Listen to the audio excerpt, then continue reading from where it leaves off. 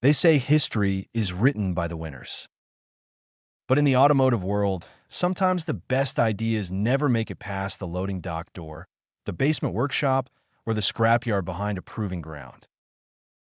AMC, American Motors Corporation, was the underdog.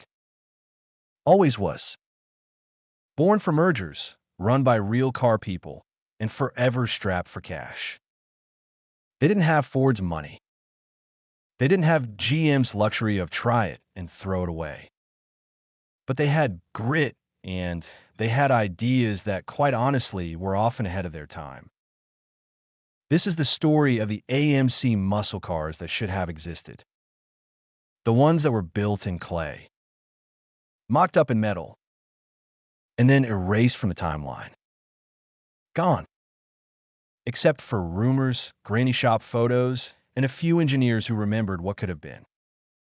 The AMX/3's hidden brother.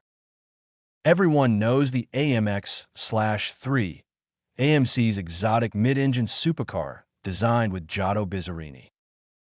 Steel body. Hand-formed. The kind of car you park and just stare at. But few know AMC intended a production-feasible version. Lower horsepower, more steel stampings, simplified suspension. The goal was to sell it in American dealerships, priced to compete with the Corvette. And they were close.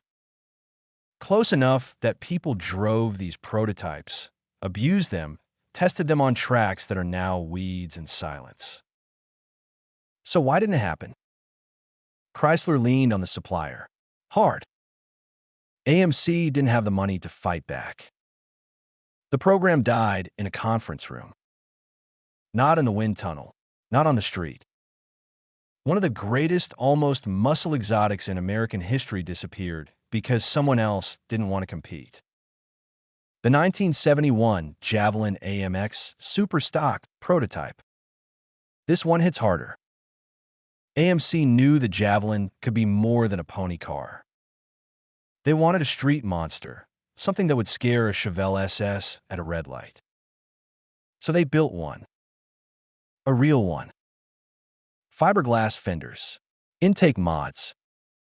A 401 cubic inch tuned past factory ratings. The real numbers were never printed, and that says everything. There are shop memos that mention the phrase. Excessive torque risk to driveline durability. In plain language, it snapped parts AMC couldn't afford a warranty. AMC shelved it.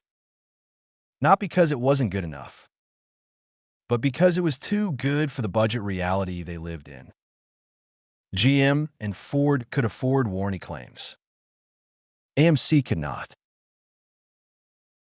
The Red Spirit. The rebel machine that never got to grow up. The rebel machine was loud. Patriotic. It was AMC yelling in a parking lot full of Chevelles and Roadrunners. We're here too, damn it. But there was supposed to be a follow-up. Lower stance. Black and red paint. High-rise intake setup. Dealer-ready drag kit. It had a name internally, Red Spirit. It looked mean. It looked fast standing still. It looked like AMC maturing into something darker, more serious, more muscle-focused. Then gas prices jumped. Insurance companies got smug. The market turned soft on horsepower. And that was the end of that. The only surviving photos are faded Polaroids taken by a tech who didn't want history erased. He probably knew exactly what he was doing. The conclusion. AMC didn't die because of bad cars. They died because they were small in a world that rewards size. They built what they could with what they had, and sometimes what they had was not enough money to push a great idea into showrooms. But the prototypes, those were real. Some sat in storage. Some were scrapped. Some are crushed because accountants don't have imagination. But the people who built them did. And that's why the legacy matters. AMC wasn't afraid to try. Most companies can't say that.